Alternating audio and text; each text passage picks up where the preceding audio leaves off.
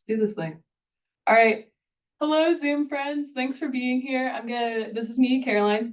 You know my voice, and we also have a great group of folks here in person. I'm gonna pass the mic to my advisor, Dr. Jamie Lewitzo, to introduce me and start us off today.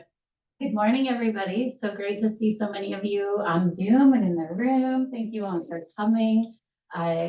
This is Caroline's dissertation defense. So we will have about 30 minutes together. She'll have about 20 minutes or so to present, and then we'll take time for questions. And then after that, we say thank you for coming to you all, and her committee stays and asks her some more questions. So Caroline's been in our program for going on 3 years. About 3.5, yeah. I cannot believe it's been 3 years because it's kind of start of COVID time to now. And I feel like it's gone quickly, but Yeah. I know when you're doing a dissertation, you don't feel like it's gone quickly. But she has done a very applied and interesting study. She has a big motivation to help people improve the world around them and to improve climate change. And I think she has put that into practice in her work, and it's been very exciting to see. So I hope you all enjoy getting to listen to Caroline present her work today. Awesome. Yeah, thank you, Dr. Lewitzo, and thanks to all the friends who are here online and here in person. So I'm going to go ahead and minimize the chat. So we'll save the questions for the very end. If you want to get in touch with me at any point, because I know some people are more colleagues from around the world who might have questions after this and think, hey, how can I do this thing? You can find all my contact info at carolinenickerson.com. But let's go ahead and get into it. So today's topic, the title of my dissertation officially, is an examination of the impacts of UF-IFAS digital field experiences on adults' climate change knowledge, thoughts, concerns, and behavioral intentions. And you might wonder, what do all these words mean? I will tell you, but first, I would be remiss not to go through some thank yous. So I want to thank NAAEE, the North American Association for Environmental Education. They provided a mini grant to me that funded part of this dissertation work, as well as SciStarter. They also were a generous supporter and provided some funding support. IC Change was a great partner. They were the call to action that was consistent between every program I did. They're a citizen science project. I also want to thank UF-IFAS Extension.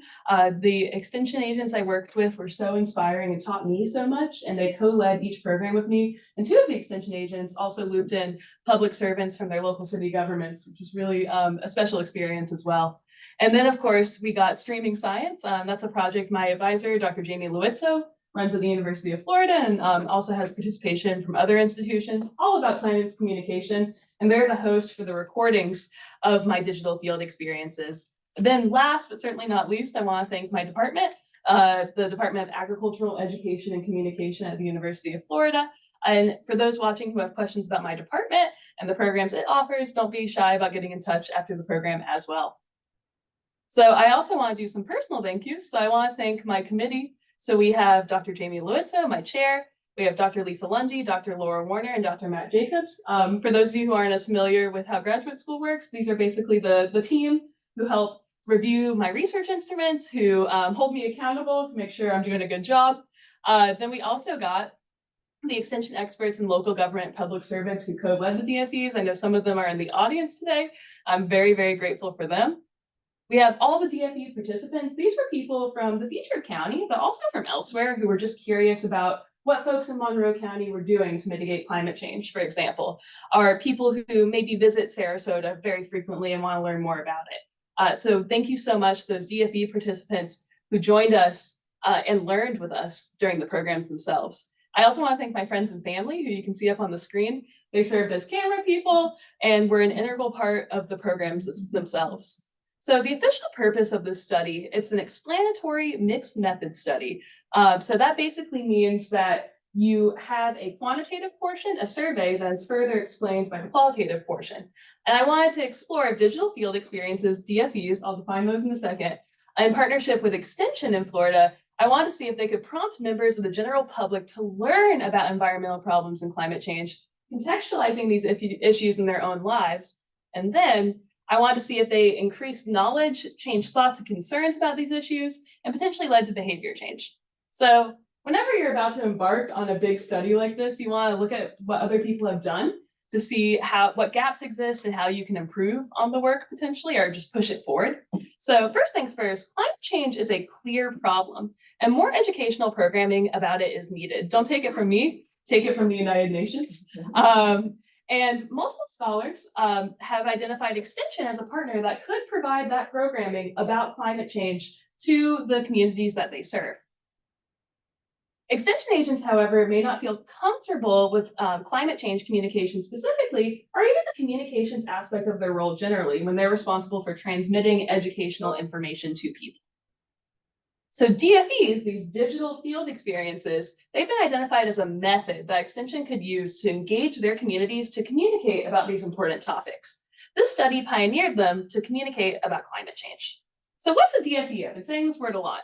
It's a concept originated by our very own Peyton Beatty in this department. She's on the Zoom right now. And it's a 1-hour online event. It's live streamed, it's interactive. So there are elements of question and answer throughout the program. And there are slides and demonstrations. So what does that mean? We'll get to that in a second. I want to start off with some of the theories. So we're going to have a 1-hour online event, right? People are showing up. Ideally, they're learning something. When we were developing the concept, we wanted to, looking at what Peyton did and developing our content, we wanted to draw in some theories to inform different aspects of the program design. So one theory was the situational theory of problem solving. This basically posits that the public, all of us, the people, the motivated public, they want to take action when they learn about problems. And then we drew on the theory of planned behavior. And the element of that we took, we really honed in on the self-efficacy portion, the idea that if we can educate people about what they can do, they might become more confident about their ability to do it and then therefore do it. We also looked at the theory of experiential learning. So even though people are watching from home, they're watching us in the field, with experiential learning, they're vicariously, so at a distance, but through us, having the experience and learning about the content more. And then, of course, we have transformational learning. So this is a very pivotal theory because we're working with adults, right? And the idea is we're trying to transform their beliefs to help them learn about a topic like climate change. So we had a conceptual model for the DFE itself that drew on all these different theories. So the idea was we recognize a problem like climate change and different impacts relating to climate change for each program. And then we enrolled some participants. We advertised it to people. We ran Facebook ads. And then we developed it. So I met with the extension leaders. I met with the local government public servants. And we figured out how we were going to tackle this thing, what we were going to do in our 1-hour program, what calls to action we were going to give people. All of this leads to implementing the DFE. We're at a site on a day. We're streaming it, and people are watching it. Then there are some elements of two-way communication. People are able to ask questions. People are able to give us their thoughts, and we can respond to them. We can read it out from the chat and tell them exactly what we think about what they're posing. And we can also learn from them, too. There are elements of that during the program as well. And of course, each DFE had at least one call to action, and often multiple calls to action about the future climate impact, about community programs that were occurring, also about the citizen science project that we featured, which was I See Change. So participants' increased knowledge about a topic ideally resulted from the DFE, and you'll see that in my results. They also became more concerned, they thought differently about it, and their self-efficacy increased. They had more behavioral intentions to do something about it. So that is basically the conceptual model of the DFE. So you're probably wondering, how did we test this? Where did we pioneer this model? So we had 5 different counties, and they were selected in part to have a spread of the state. For those who are familiar with Florida geography, our first program was in Sarasota on the West Coast, and we focused on living shorelines and how climate change interacts with those living shorelines. Then in Escambia County, up in the Panhandle, we focused on erosion and the climate impacts associated with erosion. Then we went down south to Miami-Dade, and we honed in on trees and how they interact with extreme heat, another climate impact. In Brevard County on the East Coast, specifically in the city of Cape Canaveral, where we had some local government public servants join us, we honed in on stormwater and the climate impacts associated with stormwater and flooding. And then we went as far south as you can go. We went all the way to Key West and Monroe County, and we honed in on climate change mitigation, especially spotlighting their electric bus fleet. So even though we had different topics, each program had a similar format. We'd kick things off with around 10 to 15 minutes of framing about climate change and the future climate hazard. So we had our laptop up on a stand there, and we were going through our slides. Then we'd stop the slides and we would jump in with some sort of demo. So the demo could just be having the camera person with the iPad get closer to the rain garden, and we could show different points of it. And of course, the calls to action I mentioned, very important. We wanted to give people actionable things they could actually do. So that could be participate in the IC Change Citizen Science Project to monitor climate impacts. That could be stop walking on the dunes at the beach. So that's a call to action there, right? Just stopping the behavior. And in Escambia, Carrie actually gave a number of volunteer opportunities for dune restoration as well. And of course, lots of Q&A throughout. We really wanted it to be a conversation. If you're interested in these programs, the recordings are all available on the Streaming Science website. I also made this short link, bit.ly/climatecastlive. So on the screen, you can see the program set up there. So we got the laptop on the stand. That helps with the slides. You can see that we have the handheld microphones so people can hear us. More on that later in the results. People had some thoughts on the handheld microphones. We have the iPad that the camera person would use to get closer for the demos. And then we also were powered by a Wi-Fi hotspot from my phone that miraculously held up. I tested it for each of these. I went for a planning meeting in person for almost all of the DFEs, but I was always very happy when things go according to plan day of. We did have an incident in Cape Canaveral. It overheated that day, but we rallied, switched devices, it all worked out. So you know about these programs now, you know what we did, you know a little bit of the theory behind it. So what were we actually evaluating? What were we researching? What impacts were we exploring? So we explored how the DFE model influenced regarding climate change in the environment, participant subject matter knowledge. So did they learn new things from this program about our featured topics? We explored participant thoughts, so that the way that they think about climate change become more intense. Were they more likely to highly agree about certain statements regarding climate impacts in the environment? We also looked at participant concerns. Do they become more concerned about the impact of climate change and environmental problems on themselves, on the community, on nature? And then we delved into those behavioral intentions. So after these programs, did the participants feel more likely to participate in citizen science, to take action on any of the volunteer opportunities they learned about? And of course, we'd be remiss without building some capacity for extension. We looked at through a focus group with the featured agents that we worked with, as well as from the survey responses and the interviews, just the best practices about the DFE itself as a mechanism for science communication, and just advice about live streaming in general that was sourced through that final objective. So what were my methods? How did we do this thing? So as we mentioned earlier, we have that explanatory sequential mixed methods where we had the survey first. So we were able to ask people with these Likert scale questions on a scale of 1 to 5, right? Highly disagree to highly agree for different statements, and some open-ended questions as well. So we had that survey, which was then further explained by a select number of interviews by the people who attended the DFEs, did the survey, and then opted in when they were doing the survey to be interviewed. And of course, we had the focus group to further explain the survey and the interviews. The data sources, as I mentioned, so that's that survey.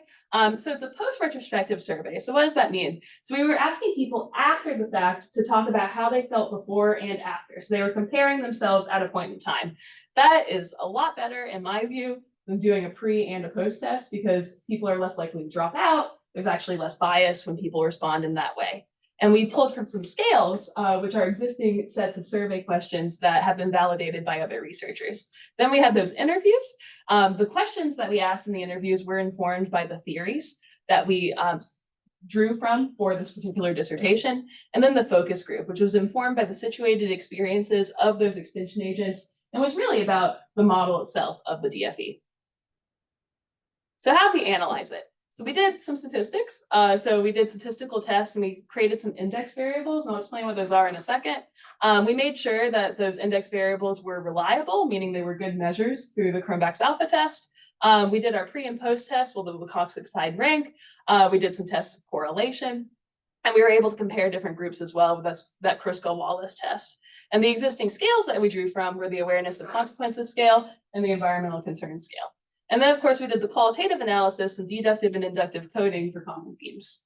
So the thought index, you might be wondering, this word thoughts, what on earth are you measuring? So we have these statements, which were, some of them were reverse coded, but they were tested to be reliable. Reverse coding just means that some of the questions kind of suggest a different direction. So we had to change them in the analysis, and that's on purpose. But we really wanted to see how people thought about environmental protection, about changes in the environment due to pollution, about changes in the climate. So they were analyzed as a set, all in one, because they were asking about a similar thing. And the reliability analysis basically let us do that. It gave us permission statistically to do that. Then, of course, we had the concern index. So we wanted to see how people felt about how concerned they were about climate change in regard to themselves, so the self, their lifestyle, their own health, their community, the people around them, and then nature, the birds, the plants. And that was another existing scale that we drew from and adapted for this particular dissertation. And then the final index I made based on the theories that we drew from. I wanted to understand, based on stops, if people felt like they had the knowledge they needed to take action, so if they understood it, and then if they planned to. So with all of that, that's lumped under the umbrella of behavior. So what did we find out with those research objectives that we mentioned? So with subject matter knowledge, this was a purely qualitative objective. We looked at the open-ended survey questions, as well as the interviews in the focus group. And it seems like subject matter knowledge increased when no one said I learned nothing. Everyone learned something for that particular question. And they really honed in on what was spotlighted during their digital field experience program for the participants. So here's an example. These are all representative responses. Climate change is affecting Escambia County a lot. We're in dire straits. We need to get moving and making changes. Oops, I missed one. Really like that one. Human activities are changing the climate, and we're in dire straits. We need to get moving and making changes. Then for objective 2, this is when we get into the more mixed method side of it. So we looked at that index variable for thoughts, and we compared the pre and post. We did other analyses too, but since this is a 20-minute presentation, I just selected some choice pieces of it. So we did that Wilcoxon signed rank test to see the pre and post for the people who participated. And it seemed like the intensity of these thoughts, according to the Wilcoxon signed rank test, did increase. And what you're seeing up on the screen is the differences between post-thought and pre-thought. And you can see the positive differences significantly outweigh the negative differences. And this indicates that the intensity of these thoughts, that people thought that that pollution was making the environment worse, and all the other questions we asked about for this particular index variable. So then we had the explanatory part. So we wanted to understand what particular things were they thinking about, right? So they honed back in on that featured topic, and that informed the intensity of their thoughts. So here's a quote: "Our water, gulf, intracoastal, and local canals are in danger from heat, overheating, and population and boating increases, and our local government isn't paying attention. Instead, it is building on barrier islands, endangering our lives and future." And this is someone who honed in on what they learned and how it interacts with climate impacts. So this is from the Sarasota program. "The explanation of what a living shoreline is and what it does was the most important thing they learned. Most people of my acquaintance think a living shoreline will stop sea level rise. I am glad the presenters agreed with me so I don't sound like some lunatic howling in the wilderness." Then we got objective 3. So this is the concerns objective. So you can see, once again, the intensity of concerns with that Likert scale, right? From highly disagree to highly agree. Those increased yet again. So people became more concerned about the consequences of climate change. And then for the explanatory part, we honed in on what exactly they became more concerned about. And you remember from the scale, we asked questions about the impact on the self, we asked impact on community, impact on nature. Only one person from all the open-ended survey questions and all the interviews expressed concern for themselves. Everybody else expressed concern, especially on the community, and then to a lesser extent on nature. So here's a response from the interviews. "I'll describe my community as Florida. I think the hurricanes are getting stronger, so that's an impact that's pretty scary." And then this is another interview response. "There's no more crabs. I don't see crabs where I live. I look down near the bay. I don't see any crabs anymore. There's no mullet jumping. It's dead. There's hardly any birds." So this interview respondent was very, very concerned about the impact on nature of climate change. And then we have objective 4. So this was the intensity of those behavioral intentions. And you can see this was the largest increase. So of all the indices during the DFE, people became more likely to take action or to express a likeliness to take action post-DFE compared to pre-DFE.